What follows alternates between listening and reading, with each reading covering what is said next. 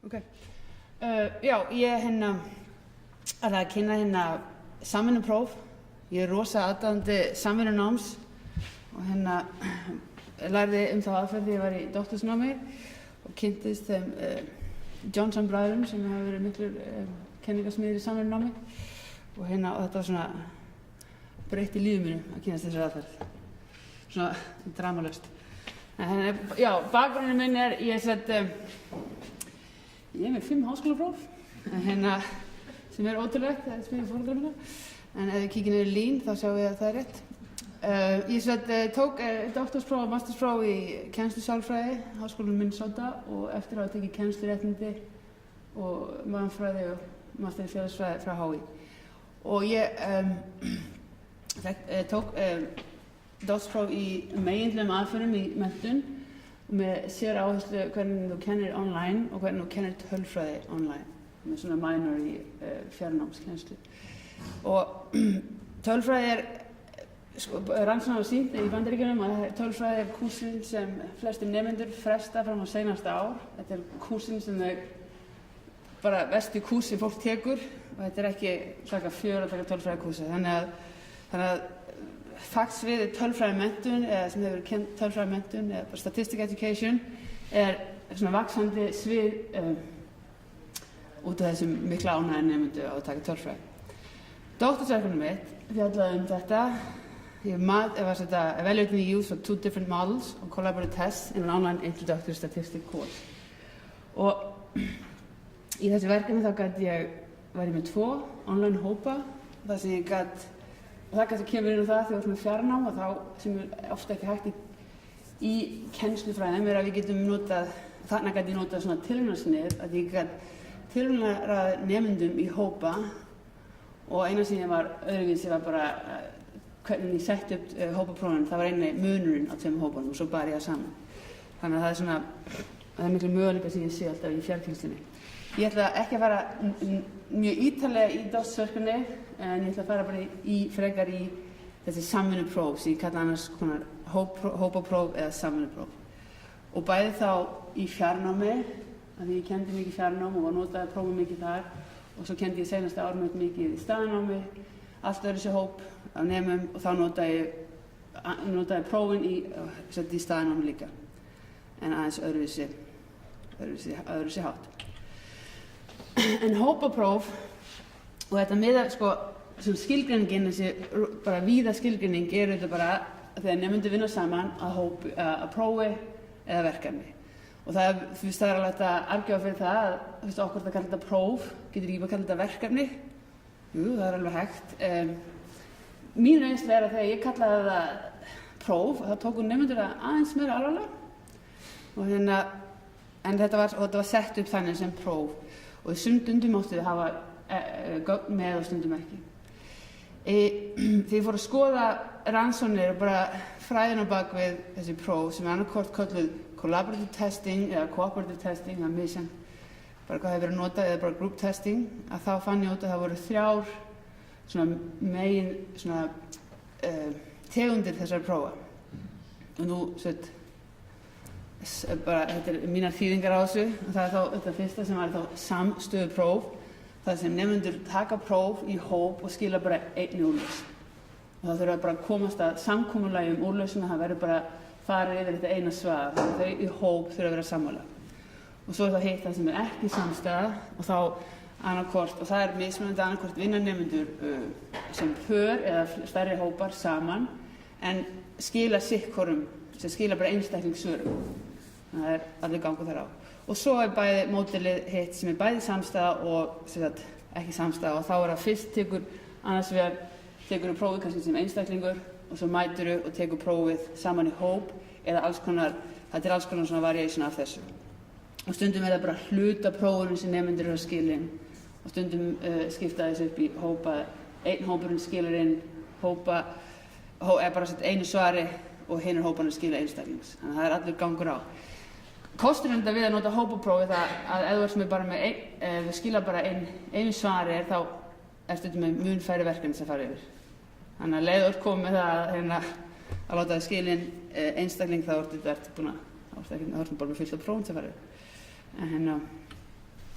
Hagurinn af notkun þessa prófa, þau eru mörg og mismunandi en þau voru flestum þetta jákvæðar svona reynslu af þessu og einhvern voru hærri og það svo sem er svolítið augljós, sérstaklega í þeim tilvikum þar sem fólk tók fyrst einstaklingspróf og kom svo og tók hópapróf. Það kemur óvart þar einhverjum myndi vera læri. Þetta minnkar prófkvíða og það kannski svolítið stór atriði og sérstaklega því ég var að skoða tölfræði og í tölfræði er mjög þekkt svona ótti við stærðfræði og nemendur eru að koma inn í þessu áfanga, þeir eru hræddir og þeir eru alveg vissum að þeir geta þetta ekki. Þannig að það að geta minnkað prófkvíðan er rosa mikilvægt og bara að geta minnkað bara hana kvíða sem þeir hafa fyrir því að læra tölfræði. Það er átt miklar ranghugmyndir hvað það er. Og svo jákvæðara viðmót nemendagamalt námi og það sumir rannsóknarnir lýstu því að þegar nemendur löbbuðu út í lokaprófi að þá voru þeir brosandi, glaðir og svo hvað það var skemmtilegt. Og það er ekki oft sem nemendur fara í próf og hafa gaman þannig að hvert skipti sem ég geti gert kennsluna hans eða bara námið hans skemmtilega þá var það bara æðislegt. Og svo það sem er augljóst það er aukinn samskipti milli nemenda. Í fjarnámi er þetta einstaklega mikilvægt að því það að verða einangrar í fjarnámi er bara þekkt og brottfall er þetta hærra út af því að fólk bara einangrast. Þannig að það geta notað einhvers konar hópavinnu og raun og veru hópavinnu sem þarf svolítið að þröngva nemendum til þess að taka þátt er bara, einhver líkur á því að hafi meira gaman af kúrsinum og haldist í kúrsinum. Þetta er dæmi prófið sem ég notaði þetta var inngangskúrs í tölfræði innan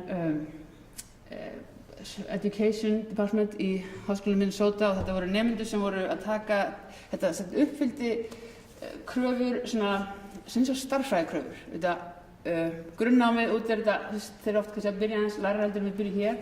Þannig að þetta voru nemendur þeir sem voru leiðin í hjúkrun, bara mennileg bara menntunarfræði og félagsfræði bara svona almenn svona félagsvísindi og smá heilbrigðisvísindi. Þannig að grunninn var það var mjög misjafnt hvað fólk kunni í starffræði og kúrsinn er byggður upp þannig að þetta er inngangskúrs í tölfræði. Það er minni áherslu á reikning, það er meiri áherslu á skilning. Þannig að það getur lesið úr rannsóknum seinna meir, það er enginn að kunna að læra að reikna staðarfrávikið, en þau þurfa að vita hvað það þýðir og þurfa að geta skýrt út hvað staðarfrávikið þýðir, sem er frekar þetta mikilvægara heldur en að kannski að reikna það. Mér sérstaklega ljósast við höfum alltaf tæknina fyrir það. En hvernig þetta var gert í fjarnáminu var það að prófið var, hóparnir voru sett í hópa þegar við byrjuðum í kúrsinum og cooperative learning þá er mælt með svona góð hópastærð eru 4 nemendur og það er miðað við staðnámi. Í fjarnámi þá settum við 6 til 7 nemendur í hóp að því þeir áttu það til að detta út úr kúrsinum.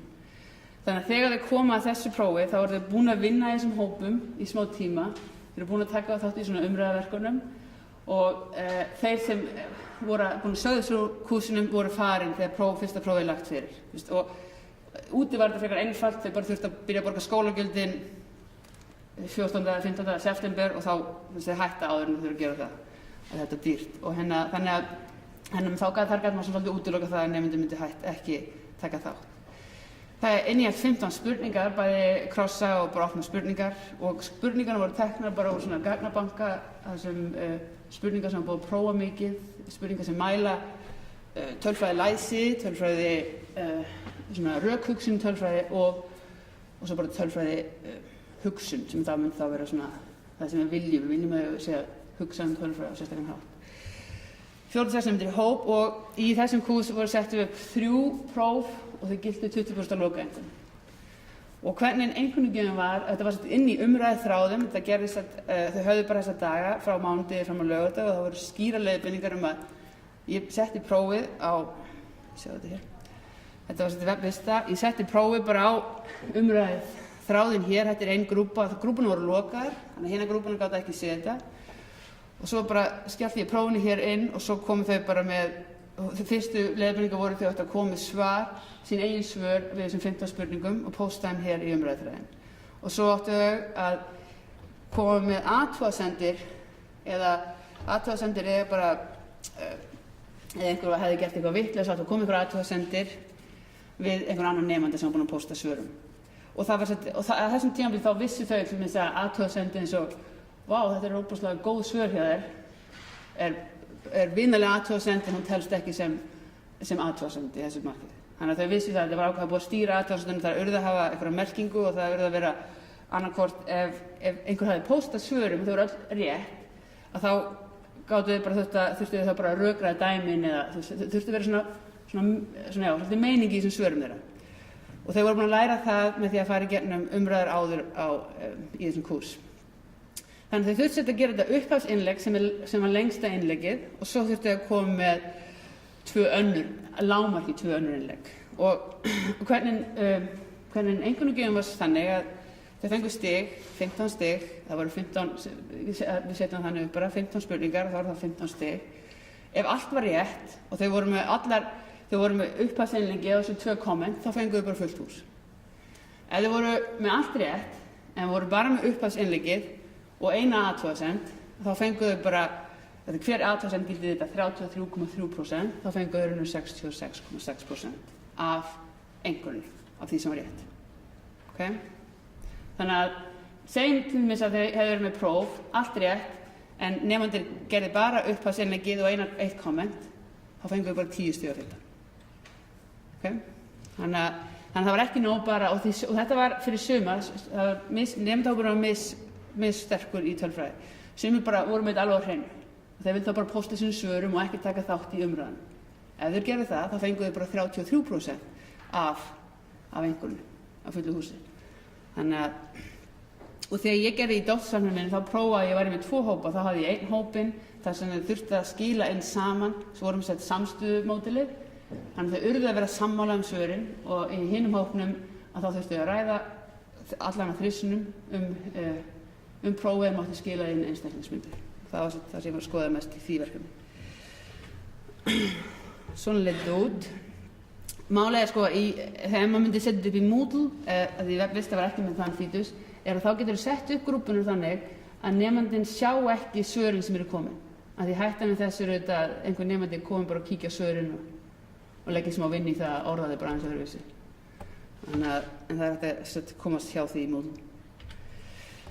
Í staðnámi þá var ég með kúrs innan tölfræðideildarinnar, inngangskúrs í tölfræði með nemendur sem voru búið með kalkulus, voru mun betri í stærðfræði og svolítið annar hópur af nemendum. Nemendur sem voru á leiðinni í læknisfræði, verkfræði og sem hefði aðeins betri stærðfræðigrunn. 100 nemendur í þeim kúrs sem hafði verið vanalega kenndur alltaf sem fyrirlestarkúrs nema við settum upp hópapróf sem átti sér stað í tíma. Og það var urðu bara eitt próf, bara farið yfir eitt próf á hóp. Þau máttu mynda hópana sjálf og þau urðu vera 3 til 6, ekki fleiri og ekki færri. Og ég labbaði og spurði nemendur spurningum prófið. Þannig ég var svona, ég gat leiðbeint þeim við námið. Og þetta var mín leið til að sjá hvort fólk var að ná þessu. Af því með 100 nemendur þá var rosa erfitt að sjá hvort þau var að ná þessu, fyrirlestum sem ég var að halda. Þannig að þarna gæti ég labbað og ég gæti séð, það vanalega kom upp svona sömu, eða voru með eitthvað svona, voru hugsað eitthvað vitlaust, þá vanalega var það svolítið svona saman yfir hópinn. Og í þessum prófum þau gildi bara 10% loka einhvern, að þá sagði ég við þeim að við ættum alltaf vona því að fá svolítið háa einhvern hérna. Þetta var meira hugsað til þess að þau væru að vinna tölfræði hóp, að því hlutaði ef þið viljum ná tölfræði hugsun það að geta talað um tölfræði og geta unnið saman að tölfræði og líka þá vita hvenær þú ert komin í vandræði þegar þú ert að bakstast við tölfræðina og það getum við svolítið séð í þessum hópaprófum. Þetta var sama að vera krossa spurningar og opna spurningar á þessu prófi og ég hafði 4 próf en 3 hæstu gildu af því líkunar að allir nemendur gætu alltaf mætt voru mjög litlar, þannig að í staðinn fyrir að reyna búa til hópapróf á öðrum tíma en þegar ég var að kenna voru á bara vesen, þannig að það bara 3 hæstu gildu. Þau gætu þá bara sleppt einu prófi eða komið og prófað að taka með. Og þau máttu nota glósur og þau máttu nota, við varum með svona fyrirlestarhefti, máttu nota þau og það var ekki mál, að við vorum ekki að mæla minni. Þetta voru spurningar þar sem við þurfti að beita tölfræðitæknin sem búið að fara í tíma. Já, ok.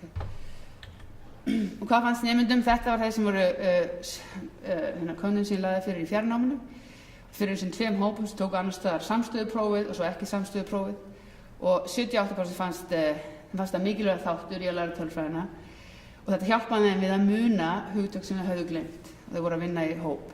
Það sem gerist líka þegar þau vinna í hóp að maður upplifði það að þau voru betur undirbúin, sérstaklega eins og í staðnáminu, að þau vildi ekki vera aðilinn í hópnum sem vissi ekki neitt. Þú vilt ekki, þú veist, það er bara ekki, þannig að það var svona peer pressure sem virkaði þess þar.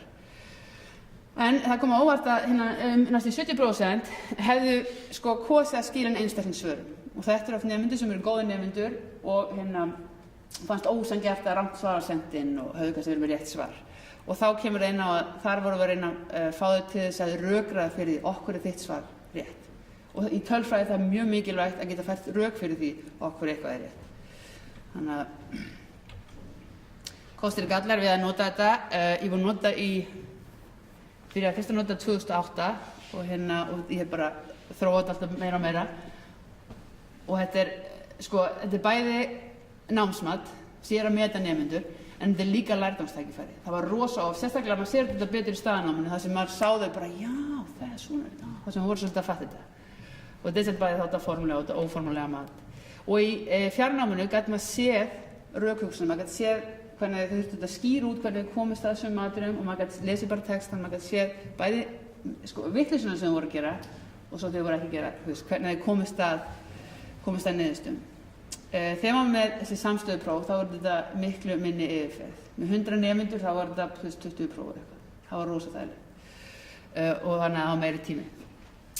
Gallinn er þetta að það er svolítið erfitt að halda sanginn í einkunnagjöf og það er bara sérstaklega fyrir, það er svo erfitt að meta þess að hver er að taka mest þátt í staðnáminu en þannig að þess vegna setti ég þetta bara sem 10% þar, þetta var ekki þetta 20% í fjarnáminu, þetta gildi aðeins meira og svo hvernig að koma með fyrir þessa frífarþega og þeir þetta eru alltaf og það er sérstaklega í staðnáminu voru algengari.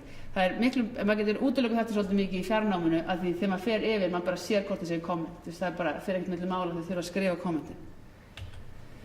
Það sem ég komist að með að nota þessa aðferð, það sem er bara mikilvægast, þetta er mikilvægast þetta bara í öllu námi og sérstaklega í fjarnámi er þessi skýrar og einfaldar leiðbeiningar. Og ég veit ekki hversu oft ég hélt bara, nú er þetta komið, þetta eru þessi skýr og einfaldar leiðbeiningar. Þá fekk ég spurningu. Bara hvernig þið gátu stundum lesið eitthvað annað en ég las á textanum, það var ótrúlegt. Og uppbyggingin, hún þarf að vera þannig að allir leggja sitt af mörkum.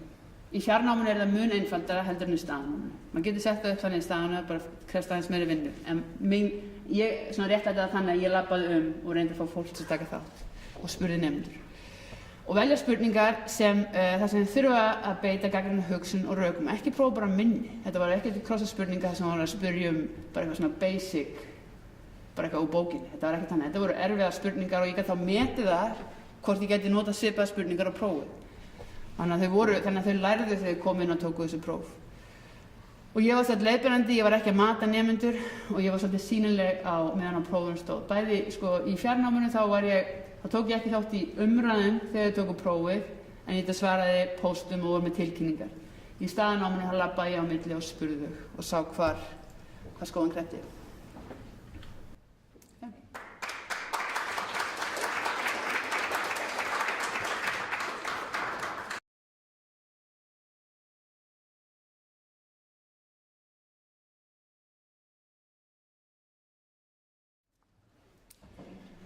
Já, komið sæl.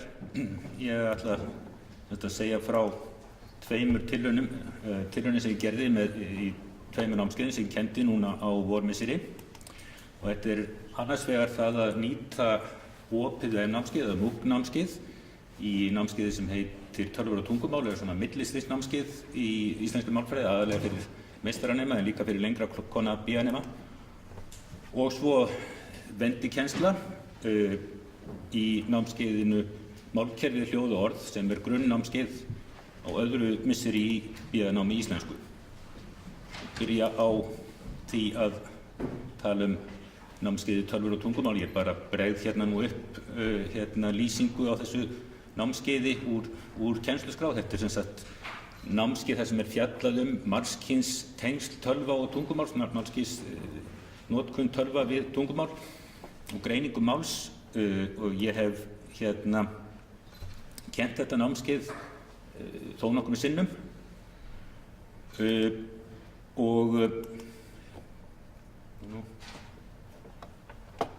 Eitthvað. Bíða þess að lengi. Þetta er svona slow learning device. Kostar svolítið mikið en mælir með sem að geta hugsað aðeins. Slow food. Já, þetta er svona slow processing fyrir eldra fólk Það er nú bara að bregða hérna upp hæfniviðmiðum námskeiðsins, það er svo sem skiptir ekki máli en hérna nýta það tímann bara til þess að segja það að ástæðan fyrir ég fór út í þetta var að ég var í fyrra í starfshópi sem háskólarektor skipaði til þess að kanna möguleika á nýtingu svona vefnámskeiða, MOOC-námskeið í Háskóla Íslands og eitt af því sem kom út úr starfi þess hóps var að tillaga að það er gert tilraun með það í nokkrum námskeiðum í háskólanum að flétta MOOC-námskeið inn í námskeið sem eru fyrir í skólanum og svo hérna rakst ég á í haust námskeið sem mér sýndist að passaði ágætlega inn í þetta námskeið mitt, tölvur og tungumál og ákvað að stökkva á það að gera þessa tilraun og það að vera að skoða þessi hæfniviðmið hérna en þetta er sem sagt það sem að úr kennsluáætluninni sem ég dreifði til nemenda í upphafi þar sem að þetta kemur fram að inn í námskeiðið er fléttað þarna námskeið Corpus Linguistics frá Lancaster University í Bretlandi og það sem sagt var námskeið sem stóð í 8 vikur. Ég kenni venjulega tvöfaldatími í viku í námskeiðinu tölvur og tungumál en meðan á þessu námskeiði stóð þá fækkaði þeim tímum, kenndi bara einu sinni í viku en tvisvar í viku bæði áður en það hófst og eftir að því lauk. Það féll þarna ágætlega inn í þetta netnámskeið hófst þann 27. janúar og stóð í 8 viku lauk þarna kringum 20. mars og tímana sem voru áfram í stofunni hjá mér notaði ég þá til þess að svona reyna að spinna út frá tímunum í vefnámskeiðinu og hérna koma með íslenskt efni sem tengdist því og svo framvegis. Aðeins þetta námskeið, Corpus Linguistics, það er frá Lancaster University, eins og ég segi, gegnum þetta fyrirbæri sem heitir Future Learn, sem eru sem sagt samtök breskra háskóla og ekki bara háskóla, heldur ýmissa stofnanna eins og þið sjáið hér, British Council, British Library, British Museum og fleiri og gengur út á það að bjóða svona MOOC-námskeið. Þetta eru tiltölulega ný samtök, þeir eru stofnað þetta í árslok 2012 og þetta er nú svona bara þetta námskeið og hérna hér bara nefnt hvað var þarna inni. Það voru fyrirlestrar, þeir eru flestir stuttir, allt niður í 2 mínútur held ég, en flestir svona bilinu 8 til 12 mínútur, þó nokkri fyrirlestrar þá í hverju viku. Síðan voru fjölfarsspurningar eða krossaspurningar sem ég gátu nota til þess að átta sig á því hvort þeir hefðu tileinkað sér efnið. Það voru þarna greinar og bókarkaflar, lesefni fyrir hverja viku. Það voru umræðuþræðir sem voru mjög virkir og bæði aðalkennarinn og aðstoðarkennarar tóku þátt í því og brugðust þar við. Þarna var alls konar hugbúnaður sem nemendur gátu sótt sér og átt að vinna með og gögn til þess að vinna með þeim hugbúnaði. Svo var svona aukaefni sem voru samtöl fræðimanna, samtöl aðalkennarans við aðra fræðimenn á því sviði svona ýmis efni. Og síðan voru alls konar auka fyrirlestrar og svona og hérna ég bara get farið hérna inn á þetta hérna.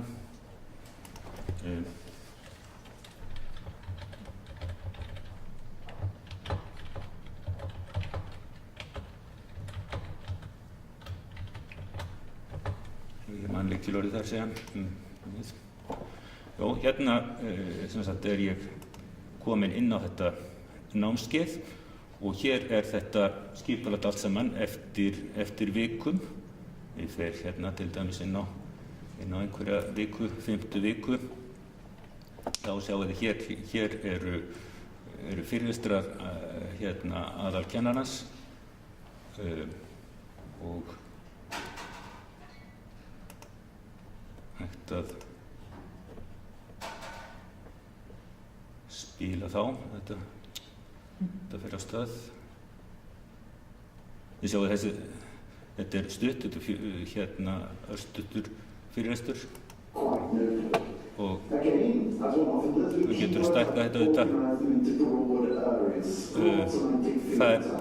Það er hægt að fá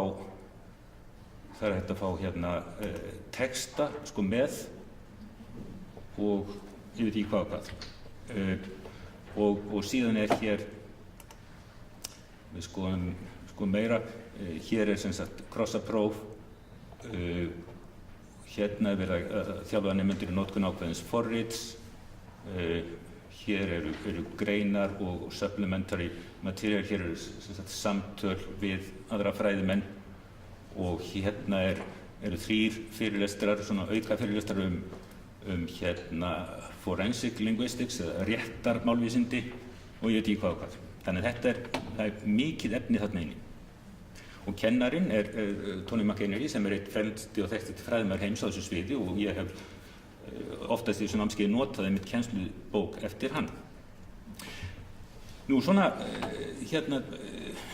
vildi svo vel til að það var gerð kennslukönnun núna mitt misseri, þannig að ég fékk hugmyndu það hvernig nemendum líkaði við þetta og þetta eru tæmandi svör sem það voru svona 12-13 nemendur sem voru virkir í námskeiðinu, 10 tóku þátt í kennslukönninni og þetta er þau svör sem ég fékk við spurningunni hvað til að þú hafi heppnast vel í þessu námskeiði og þið sjáu að þetta er tiltölulega jákvætt þarna og síðan hvað til að bæta mig í þessu námskeið og þetta var eina sem að einu viðbrögðin sem fékk við því. Þetta er mjög þungt námskeið og einkunn sem nemendur gáfu það voru sem sagt þarna 5 sem tók þátt í kennslukönninni sem gáfu því 9 og aðrir 5 sem gáfu því 10 og hérna sjáu þið sem sagt samanburð hvernig þetta námskeið kom út. Efsta línan hérna er meðaltal úr háskólanum í heild, síðan kemur hugvísindasvið, íslensku og menningardeild og svo þetta námskeið. Þannig að það virðist vera að nemendum allavega hafi líkað þetta vel. Síðan er það hitt námskeið þarna, málkerfi, hljóð og orð og meðan tölvan er að hugsa sig þá getur bara nefnt það.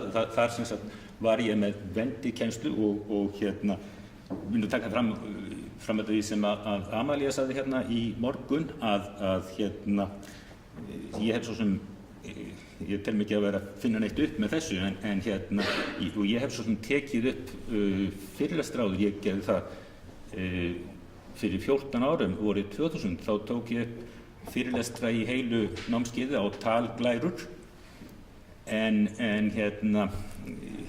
eftir sem að mínu skilningi er það ekki vendikennsla. Ég hef skilið vendikennslu þannig að þá haldi maður tímanum svona miklu leyti minnst kosti en notið þá bara í annað. En þetta er sem sagt fer eitthvað illa í tölvunni. Þetta nú bara svona almennir upplýsingar þetta námskeið. Þetta er grunnnámskeið fyrir fyrstnefnum íslensku, hljóðfræði, hljóðkerfisfræði, beygingafræði, orðmyndunarfræði og þetta nú bara svona ástæðulaust að eyða tími í þetta og eins hæfniviðmiðin gengur eitthvað voða hægt. Þungt námskeið? Já, mjög þungt námskeið. En sem sé það sem að ég hef nú lengi verið með þetta í huga svo sem að prófa það að taka fyrirlestur upp fyrir fram og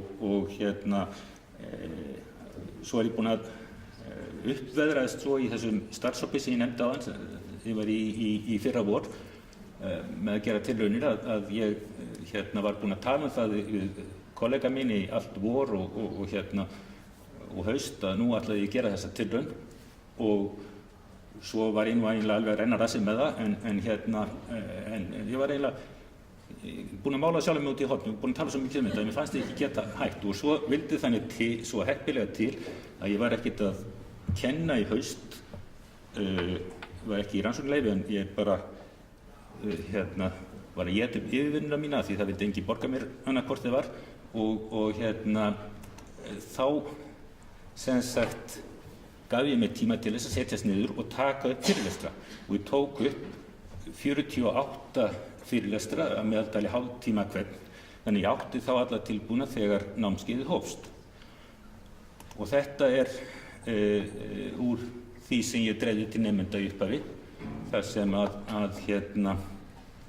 sko ég hef vanlega þessu námskeiði eins og hinu verið með 2,5 tíma í viku, en þarna fækkaði tímum helming og var bara með tíma einu sinni í viku. Og við sem gert ráð fyrir nemendur hlustu og horfa á 4 fyrirlestra vikulega meðaltali tæplega hálftíma hvern, 2 tíma svo í hádeginu miðvikudaginn. Mikilvægt að nemendur séu búin að horfa og hlusta á fyrirlestra vikunar fyrir tíman og síðan þetta tímandi verða notaði til að fara yfir ýmis atriði í verkefnum sem nemendur hafa skilað fyrir í vikunni, fara yfir valin atriði í fyrirlestrum vikunar, ræða spurningar nemenda viðfangsefni vikunar, fara yfir næsta skilaverkefni, skoða forrit og vefsíður. Og það var sem sagt, nemendur átt að vinna eitt verkefni í hverri viku og ég gerði það oftast fljótlega út í það að nota seinni tíman í þessum 2,5 tíma hverri viku í það að skipta nemendum í hópa og láta þá byrja að glíma við verkefni í næstu viku. Síðan áttu þeir að fara heim og ljúka því og mér var alveg sama hvort þeir héldu þeim hópum áfram eða innu þetta hvert fyrir sig, en það var samt skilyrði að hver skilaði sinni úrlausn. Það var ekki sameiginleg skila úrlausn. Og þetta nú bara síðan námskeiðsins á Uglu og það svo sem hægt að fara inn á hana og tek það fram, bæði þessi námskeið eru opin öllum, þannig að það getur hver sem farið þarna inn og skoðað allt og eru þessir fyrirlestrar, 48 fyrirlestrar. Eitt sem ég var nú ekki hafði ekki gert ráð fyrir fyrirfram, en það var hugmynd sem ég fékk úr MOOC-námskeiðinu þegar það byrjaði. Það var að setja upp fjölvarspróf eða krossapróf eftir hvert fyrirlestur og ég gerði það, bjóð til þarna 48 krossapróf, notaði þarna fyrir forritið question writer til þess að gera það og svo sem sagt nemendur gera þetta og fá svo verða að svara, fá endurgjöf. Ég svara nú bara random hérna.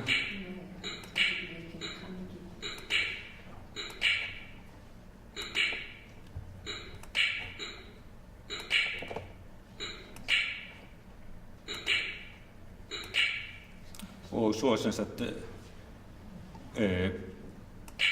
læt ég senda mér svörin í tölvupósti og svo fá þau endurgjöf og geta skoðað sem sagt hvað og fá skýringu ef þau hafa svarað rangt og svo framvegis. Nú, en og svo hérna allt mögulegt. Það eru hluta af þessi hljóðfræði, það eru til alls konar myndbönd og hljóðdæmi og svo framvegis, þannig að það er mjög fjölbreytt gögn sem er í þessu námskeiði. En svona aðeins bara að úr kennslukönnuninni, það vildi svo heppilega til að ég hafði góðan samanburð vegna þess að ég kenndi nákvæmlega þetta sama efni árið áður og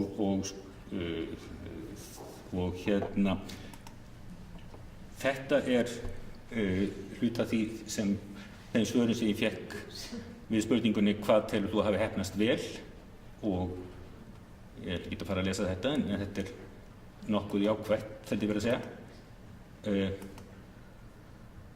Og ég tók fyrst og fremst þau svör sem vörðuðu vendikennsluna og skipulagið.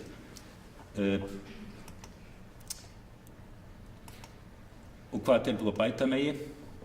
Hér tala um að megi kannski stytta fyrirlestrana og að verkefni sé tímafrek og eitthvað svona og verkefni verður að styttri, já. Og ég hafði sem sagt samanburð. Þetta svo einkunn námskeiðsins og þetta sem sagt samanburð við önnur námskeið. En ég hafði, eins og ég sagði, samanburð við útkomuna í fyrra, nákvæmlega sama efni, álíka margir þáttakendur og sami kennari en ólík kennsluaðferð.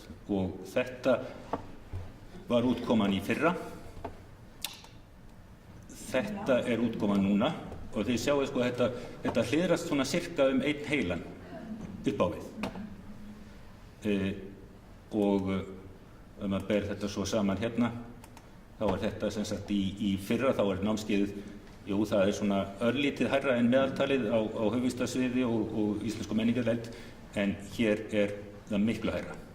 Og eins og segi, þetta nákvæmlega sama efni, sami kennari, en þannig að ég hlýt að rekja muninn til kennsluaðferðinnar. Þannig að niðurstaðan þessi að báðar tilraunirnar hafi tekist vel og nemendur hafi verið ánægðir með sveigjanleika og skipulag. Í vefnámskeiðinu þá hefði verið æskilegt að vita meira það fyrirfram, hvernig það yrði, hvernig það verið skipulagt.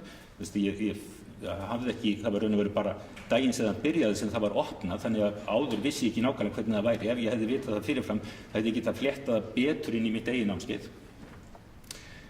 Nú svo með vendikennsluna, það náttúrulega tímafrekur undirbúningur, en nú á ég þetta námskeið tilbúið og get notað það aftur næsta vetur. Það eitt sem ég ætlaði að nefna, glemdi áðan, sem ég hafði ekki, margt sem ég hafði ekki hugsað út í sambandi við þetta, og eitt var það að hvað tímarnir urðu miklu áhyggjulausari og stresslausari. Ég þurfti ekki lengur að hafa áhyggjur af því að komast yfir allar glærurnar eða allt efnið eða eitthvað svona. Ég var búinn að því, það var þarna allt saman. Þannig ég gat tekið tímana bara í það sem mig langaði til og það sem að mér eða nemendum datt í hug.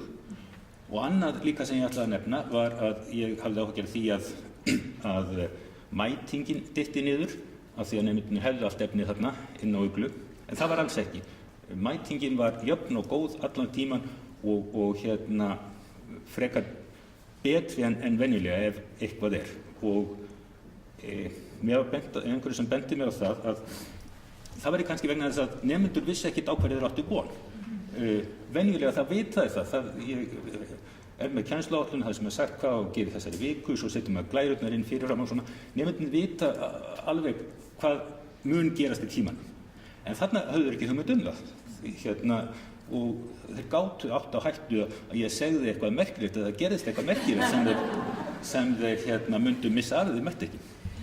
En sem sé, niðurstaðan svo að það sé sjálfsagt að nýta báðar þessar aðferðir en vitaskuld eiga þær misvel við. Takk fyrir.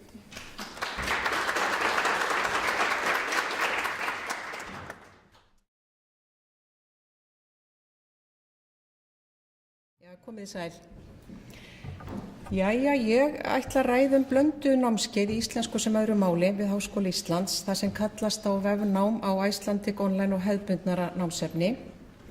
Ég geri nú yfirskrift málþingsins að mínum orðum því svo sannarlega má segja að blandanám á háskólastigi sé í takt við tímann og það liggja mjög mörg tækifæri bæði fyrir nemendur og kennara.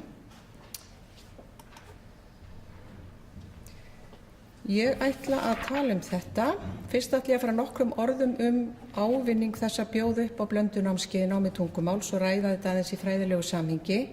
Síðan ætla ég að segja stuttlega frá vefnámskeiðunum Icelandic Online og sýna dæmi hvernig margmiðlunar umhverfi getur stutt við kennslu og nám tungumáls, eða sem sagt málsins og íslensku. Svo lýsi ég blönduðu námskeiðum í hagnýtri íslensku sem öðru máli við HÍ sem 60 eininga diplómanám, meginuppbyggingu þess og tækifærum sem í þeim liggja og loks ef ég hef tíma nokkur orð viðhorf íslensku nema til slíkrar blandaðra námsleiðar, þar að segja til notkunar margmiðlunar efnis á móti annars konar efni. Og þá, byrju nú við, þetta gengur nú ekki, og þá spurt að blanda nám af hverju. Upplýsingatæknin vissulega sjálfsagður hlutur af daglegu lífi meginþorra ungs fólks í nútíma samfélagi og netið í auknum mæli vettvangur samskipta og upplýsinga. Það því fullkomlega í takt við tímann að nýta þennan miðil í kennslu og námi í bland við hefðbundnara fyrirkomulag. Og í stefnu Háskóla Íslands einmitt lögð áhersla á fjölbreytta kennsluhætti við skólann og talið brýnt að fylgst sé náið með þeim áskorunum og tækifærum sem felast í notkun upplýsingatækni í kennslu og námi. Á sviði tungumálanáms og kennslu annarra eða erlendra mála hefur farið æ meira fyrir notkun tölvutækninnar. Ný tækni í kennslu tungumála þó ekki markmiðið í sjálfu sér, heldur fyrst og fremst það hvernig megi nýta hana til að auðvelda máltileinkun og styðja við kennslu. Áhersla þá lögð á mikilvægi þess að tengja kennslufræði tungumála og notkun tækninnar. Rannsóknir á þessu sviði benda til þess að ef margmiðlunar efni vel ígrundað og grundvallað á nýjustu kenningum kennslufræði tungumál á netinu og nýjustu tæknimöguleikum sé miðillinn kjörinn til að styðja við nám og kennslu annars máls. Margmiðlunin býður upp á marga möguleika til að miðla efni eins og við vitum og þar því hægt að mæta ólíkum þörfum eða námsstílum nemenda. Í margmiðlunarnámsumhverfi líka hægt að útskýra og einfalda flóknari þætti tungumáls með sjónrænum hætti. Fljótvirkir stuðningsmiðlar með efninu geta líka auðveldað og stutt tileinkunarferlið og ég mun sýna nokkur dæmi þetta á Icelandic Online og eftir. Vefnámsefni sem gjarnan unnið í sjálfsnámi getur líka styrkt persónubundna þætti nemenda. Þeir eru jú sjálfstæðir í námi sínu og ráða sjálfir námshraða og hvaða leiðir eru farnar. Námsumhverfið getur á þessu leyti verið mjög sveigjanlegt. En á það hefur líka verið bent í fræðilegri umræðu að vefnám geti reynst þeim erfitt sem búi ekki yfir sjálfsaga og eigi erfitt með að vera leiðandi í eigin námi og jafnframt það að ekki ráði allir yfir góðri tölvukunnáttu. Ýmsar rannsóknir liggja líka fyrir afstöðu til náms í margmiðlunarumhverfi, þá bæði með tilliti til tileinkunar tungumála og annarra sviða náms. Grundvallarforsenda þess að margmiðlunarefni með öllum sínum kostum og möguleikum skili tilætluðum árangri að málneminn hafi jákvætt viðhorf til slíks námsumhverfis. Rannsóknir hafa jafnframt sýnt að vel ígrundað vefkennsluefni auki áhuga málnema á innihaldi námskeiðsins. Það auki jafnframt áhuga á að nota tæknitól í málanáminu og með því sé áhugi vakinn á því að læra nýja málið. Tiltrú skiptir líka miklu máli með tilliti til tileinkunar. Það ekki nóg að hafa jákvætt viðhorf og áhuga á margmiðlunarnámsumhverfinu sjálfu sér. Málnemarnir verða ekki síst að hafa trú á miðlinum eða viðurkenna hann sem náms- og kennslumiðil. Og viðhorf og áhugi og tiltrú kennara skiptir að sjálfsögðu líka máli. Þarna má sjá svona efsta borðan úr þessum Icelandic Online námskeiðum sem voru þróuð á vegum Háskóla Íslands á árunum 2004 til 2013.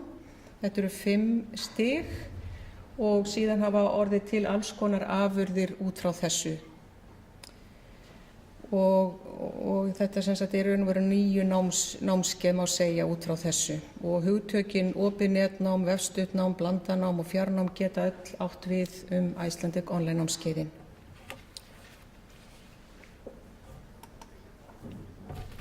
Og það sem námsumhverfið Icelandic Online býr yfir mörgum kostum til að styðja við máltileinkun, það að segja markvissri kennslufræði og skýrum námsmarkmiðum, rík og stigvaxandi efni sem áhugavert fyrir fullorðna, myndrænni framsetningu efnis og gagnvirkni, endurgjöf jafn óðum og nemendur vinna og stuðningsefni sem tengt innihaldinu. Ég ætla að rúlla núna hratt bara yfir nokkrar glærur, tók bara skjáskot úr Icelandic Online til að flýta fyrir. Það svona seinlegra að fara inn á netið. Bara rétt til að gefa innsýn í þessi námskeið og æfingar þar sem þau eru þá nýtt í blönduðum íslensku námskeiðum við háskólann.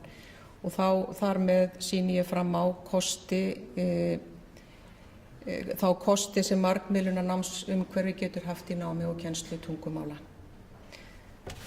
Þarna verið bara, þetta á byrjendastiginu, þetta skjáskot þar sem verið að kenna ný orð og nemendur eiga að tengja saman mynd og orð. Og örin hérna niðri rauða, hún sýnir, ég talaði þetta endurgjöf, feedback, endurgjöf jafn óðum og það þá innan kerfis með öllum æfingum. Orðatiltæki, annað dæmi skjáskot sem sýnir kosti margmiðlunar. Þarna verið að unnið með ýmis orðatiltæki sem þá studd svona myndrænum skýringum. Hér sem sagt verið að leika sér með setninguna bókmenntir eru mínar ær og kýr og allt efni það sem við örin hérna, þetta allt saman, það allt hljóð á bakvið, sem sagt hljóðrásir. Þannig að nemendur geta hlustað á framburð og lestur. Gagnvirkni. Þetta skjáskot sýnir hana meðal annars, nemendur hlusta og sjá fyrirmæli, þetta líka á byrjendanámskeiði og þeir eiga að bregðast við jafnharðan. Dæmið sem hér setti bakpokan á bakið á honum og nemendum ætlað að setja á hann húfu og gleraugu og hanska og tösku og svo framvegis. Þannig ef þeir gera vitlaust þá náttúrulega fer húfan bara á sinn stað.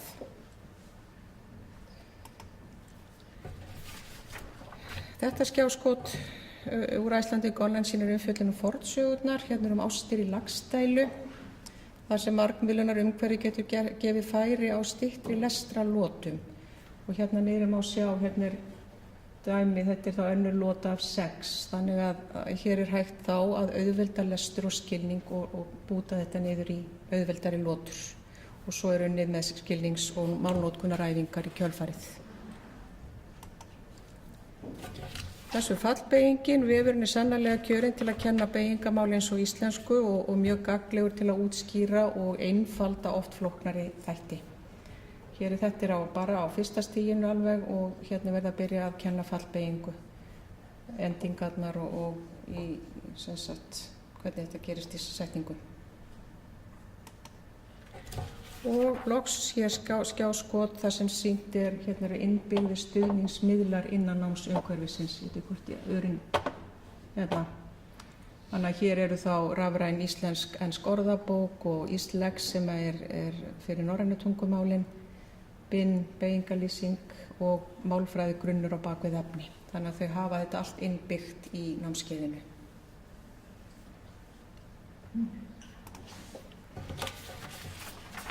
Icelandic Online hefur nýst frábærlega í blönduðu námskeiðum í hagnýttu íslenskunni, sem ég sagði áðan, sem 60 einingar nám og 20 einingar þar af eru sem sagt á blönduðu námskeiðum. Hérna má sjá, hérna Icelandic Online þá 50% og margmiðlunar umhverfið, en síðan geta nemendur veljaði sér, það valgrein, þeir geta þá valið sér hlustun eða lestur eða málfræði. Icelandic Online býr auðvitað tekur á öllu þessu, en ef þarna hafa nemendur val að annarkvort ef þeir hafa sérstakann áhuga á að styrkja sérstaka færni þætti eins og hlustun, lestur og málfræði, þá velja þeir það. Eða ef þeir hafa sérstaka þörf fyrir, eins og oft að það eitthvað sérstaklega sem brennur á þeim að styrkja. Og þá eru lokaprófin mismunandi.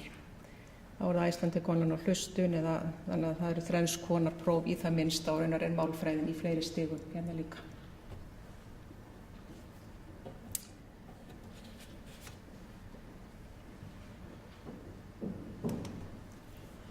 Ég kannaði aðeins, hef aðeins skoðað, tekið viðtöl við íslensku nema hug þeirra til blandaðra námskeiða eins og þessara. Og hvað þykir að nota margmiðlunarefni í námi tungumáls íslensku á móti annars konar efni. Ég tók viðtöl við 2 málnema og hjá þeim kom fram mjög jákvætt viðhorf til náms á Icelandic Online, en þær höfðu báðar valið sér lestur í því tilviki sem valgrein til hliðar við Icelandic Online. Þær kunnu mjög vel að meta þessa fjölbreytni sem skapaðist í þessari blöndu og svona mismunandi gerðir æfinga í þessu námsumhverfi og umfram allt fannst þeim mjög skemmtilegt og hvetjandi á Icelandic Online sem auðvitað ekki lítilsvirði í námi. Sveigjanleikann til að læra hvar sem og hvenær sem nefndu þær báðar sem mikinn kost Önnur þeirra sagði, mér finnst best að vera á Icelandic online upp í rúmi á kvöldin. Þannig að þetta er svona oft rætt að þetta þykir afar gott að geta bara haft þetta svona og gert þetta hvar sem og hvenær sem á náttbuxunum bara. Og blandan, það að blanda saman svona vefnámsefni og hefðbundnara efni þar sem þið geta valið sér styrkt ákveðna færniþætti, fannst þeim mjög af hinu góða.